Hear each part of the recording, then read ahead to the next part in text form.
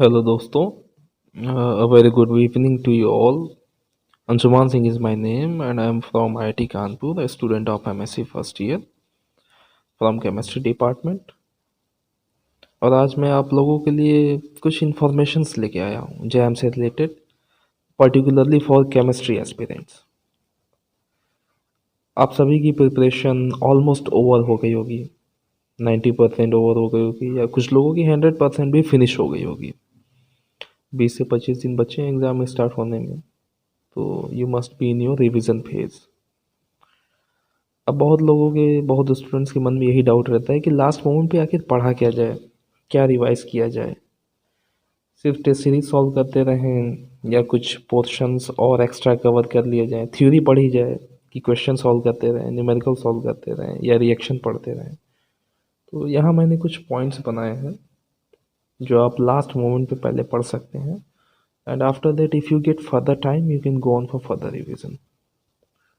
इसमें सबसे पहला पॉइंट ये एनालिटिकल केमिस्ट्री से एसोसिएटेड है, जैसे complexometric titrations, acid base titrations, redox titrations, potentiometry, conductometry, UV visible spectrophotometry. ये सब जितने भी टॉपिक्स के मैंने नेम लिए, इसमें सबसे पहले आपको ग्राफ्स प्रिपेयर होने चाहिए। ग्राफ से डायरेक्ट क्वेश्चंस आते हैं। इन केस आपने ग्राफ प्रिपेयर नहीं किया, आपके माइंड में वो ग्राफ नहीं है, तो क्वेश्चन कर पाना काफ़ी डिफिकल्ट है और आपको डायरेक्ट आंसर टिक करना होता है।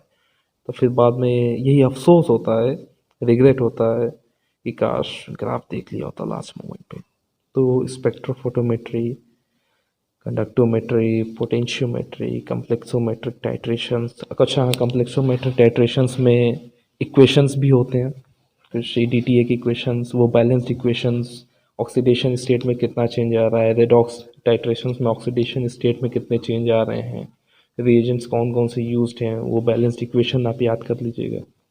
डायरेक्ट क्वेश्चंस होते हैं, वहाँ से आपको 1-2 मार्क्स जो भी होंगे डायरेक्टली मिल जाएगा। सिर्फ आंसर टिक करके आना, ज़्यादा सोचना नहीं है। नेक्स्ट टॉपिक जो आप कवर कर सकते हैं वो है numericals on thermodynamics, electrochemistry, kinetics, pH calculation and acid base chemistry, Henderson Hasselbalch equation वगैरह वगैरह। इन सब पे शॉर्ट न्यूमेरिकल्स जो डायरेक्ट फार्मूला बेस्ड आते हैं एनआईटी में, वो आप प्रैक्टिस कर लीजिएगा लास्ट मोमेंट पे, जिससे कि आपके माइंड से फार्मूला नहीं स्किप हो। फार्मूला स्किप हो जाएगा तो वहाँ कैलकुलेशन में दिक्कत हो जाएगी, अगल बगल बताने वाला कोई रहेगा नहीं, भले ऑनलाइन है। और उसके बाद आप साइक्लोहेक्सेन की स्टीरियोकेमिस्ट्री को ज़रूर अच्छे से स्टडी कर लीजिएगा, मोनो सब्स्टिट्यूटेंट, डाई सब्स्टिट्यूटेंट, वेरियस कन्फर्मेशन, क्योंकि साइक्लोहेक्सेन जैम का एक फेवरेट टॉपिक है और वहाँ से क्वेश्चंस डेफिनेटली डिज़ाइन होते ही होते हैं। तो वो आप अच्छे से पढ़ लीजिएगा। उससे रिलेटेड रिएक्शंस, कौन कौन से रिएक्शंस हैं, लिविंग ग्रुप का कॉन्सेप्ट, एंटी पेरिप्लेनैरिटी का कॉन्सेप्ट, उसे आप अच्छे से रिवाइज कर लीजिएगा, जिससे कि आप कन्फर्मेशंस मिस ना करें, गॉस ब्यूटेन इंटरेक्शन देखना ना मिस कर जाएं, उस पर प्रैक्टिस कर लीजिएगा। जनरली गॉस ब्यूटेन इंटरेक्शंस में बच्चे गलती कर जाते हैं। उसके बाद आप इतना सब कुछ कवर करने के बाद आपका टाइम तो इमीडिएटली बचेगा ही, जहाँ तक मुझे लगता है बहुत बड़े टॉपिक्स नहीं हैं, बहुत ज़्यादा नहीं हैं। आप अपने normal question paper, previous year papers को एक बार और अच्छे से सॉल्व कर दीजिएगा।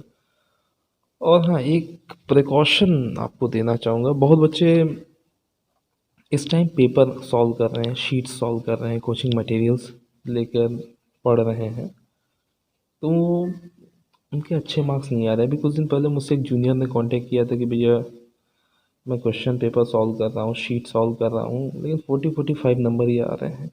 तो सबसे पहली बात आप ये ध्यान रखिए, जितने भी शीट सॉल्व करने के बाद, मॉक टेस्ट देने के बाद आपके जो भी नंबर आ रहे हैं, उसका जैम के रिज़ल्ट से कोई कनेक्शन नहीं है। मॉक टेस्ट, शीट्स, ये सभी इस तरीके से डिज़ाइन होती हैं कि इनका लेवल नॉर्मल से ज़्यादा ही होता है और जैम में उतना स्टैंडर्ड नहीं आता। ये पहले से टफ़ बनाया गया रहता है ताकि आप इस तरीके से प्रिपेयर्ड हो जाएं कि आप टफ़ क्वेश्चंस को हैंडल कर सकें। जैम का स्टैंडर्ड उतना हाई लेवल नहीं होता जितना कोचिंग के मॉक टेस्ट डिज़ाइन होते हैं, स्टैंडर्ड शीट्स डिज़ाइन होती हैं। वो आपको पहले से ही प्रिपेयर्ड करता है कि आप उस लेवल तक का प्रिपरेशन रख सकें। तो कम मार्क्स आ जाते हैं, लेकिन उससे डीमोरलाइज बिल्कुल मत होइए। अदरवाइज़ वो डीमोरलाइजेशन आपके रिजल्ट को अफेक्ट कर देगा। और इन केस आपके 36 मार्क्स आ रहे हैं, 40 मार्क्स आ रहे हैं, 45 मार्क्स आ रहे हैं, इसका कनेक्शन आपके जैम के रिजल्ट से नहीं है। इसका मतलब ये नहीं कि आपके जैम में भी 30, यहाँ 36 आए हैं तो जैम में 45 ही आएंगे। You can get more than 60, you can get more than 70, that doesn't matter.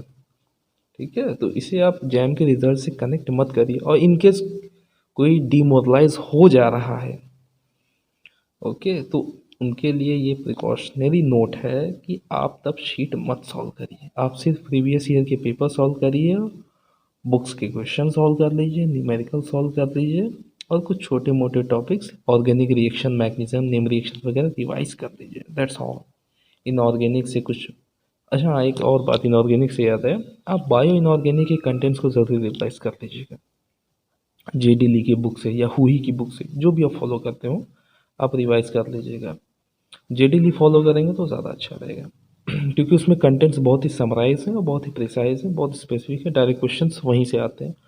और ये क्योंकि थियोरेटिकल पोर्शन है, तो अगर आप इसे रिवाइज नहीं करेंगे तो माइंड से स्किप कर दीजिएगा और क्वेश्चन डेफिनेटली नहीं होंगे। अगर आपको याद रहेगा तभी आप कर पाएंगे। ठीक है, तो आई होप ये 6-7 मिनट का जो भी वीडियो है आपको हेल्प करेगा आपकी प्रिपरेशन में। और जो जितने भी जूनियर हैं मेरे जो ये वीडियो देखेंगे या देख रहे होंगे, उनको ऑल द बेस्ट एग्ज़ाम के लिए।